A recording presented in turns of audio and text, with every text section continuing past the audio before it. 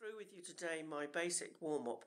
This warm-up I use with my beginning students. It's nice and simple and not too long, but it's also a warm-up I do very first thing in the morning. I often set aside time in the afternoons to practice on a day off, and I would do this as a sort of pre-warm-up first thing in the morning, straight after breakfast, and then put the trumpet on the side.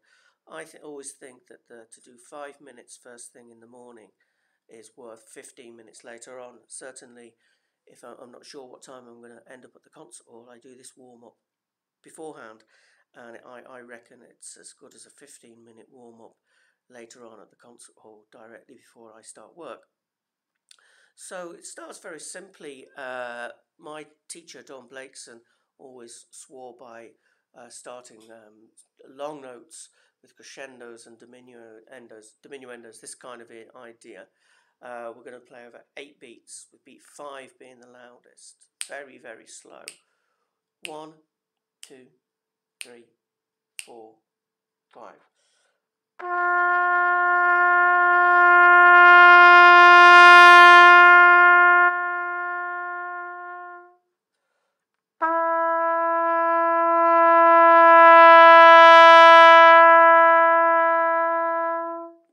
Now that has two, as well as giving a nice gentle warm-up, there's 2 elements of control in there which I find useful.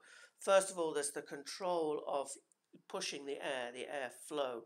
You're learning or practicing to control the airflow there, but also you're learning to control the loud dynamics, keeping the tone good. And each time you practice this, you should perhaps just push a little bit more and test to see how you can control, using all the muscles of your embouchure, those loud notes, and that will improve as well as your breath control, and you control the dynamics. That'll control the tone, the control of the tone at the top, and give some strength in your embouchure and improve your whole all-round tone. Now the next exercise I do is like a little stepwise exercise in semitones.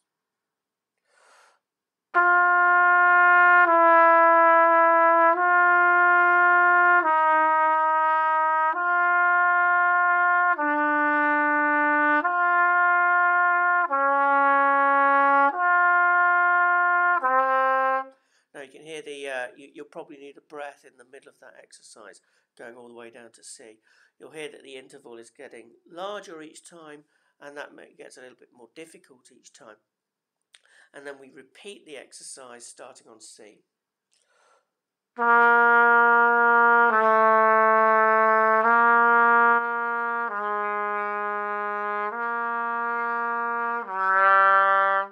Okay, so you'll need a breath, again doing it so you'll need a breath in the middle.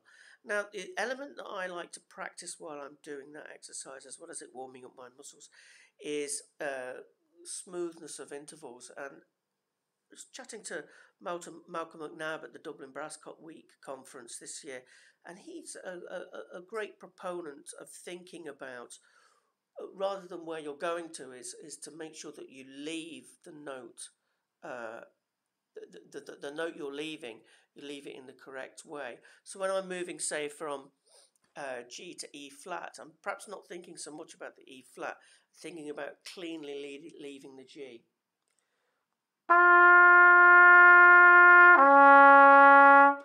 And I've started to think about that in my own playing, and I've found an increase in accuracy when I've got intervals, particularly in quiet playing, to play.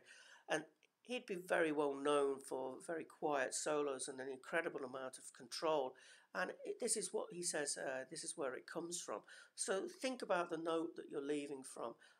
I think of it like, a prize Olympic springboard diver. Yes, he's got to do all the turns in the air and land well in the water, but if he doesn't get the initial leaving the springboard correct, everything after that is a waste of time. So whenever you have a difficult interval to play, think about where you're moving from, at least as much as where you're going to. I repeat those exercises each twice, and the next exercise again is an interval in fifths, and again we can practice this downward slur, thinking about leaving the note, how we leave the note.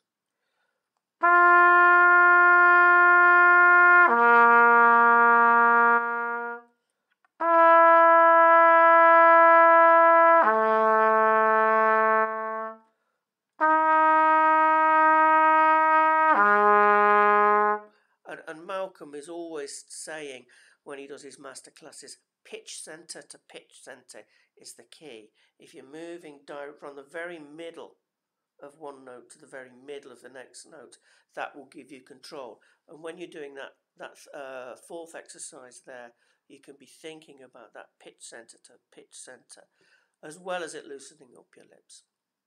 The final exercise is simply I think of it as like a dumbbell lifting exercise going up and down. It's a simple lip slur exercise, and beginners often find this one difficult because to slur upwards a fifth does require you to engage these muscles, and in their lessons they will have been taught how correctly to tense the lips, not to stretch the lips, but to crunch the lips in the middle and keep the corners nice and tight.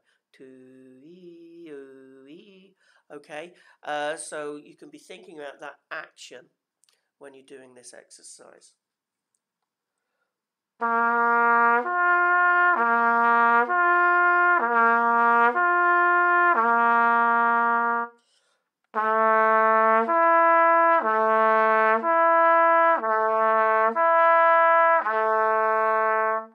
Okay, and that set of warm-up exercises should only take about 5 minutes, and it's appropriate for a beginner.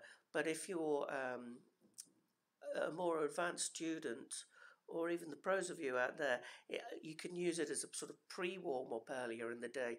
And there are technical things to be focusing on while that music is slow and not busy on the fingers. You can be thinking about how you're moving from note to note, and then that gets incorporated automatically into your next into your general playing. So I hope that's helpful, and I'll make sure that I do another video of an intermediate and my sort of main advanced warm-up when I've got a very long day ahead and I want to be really ready to go.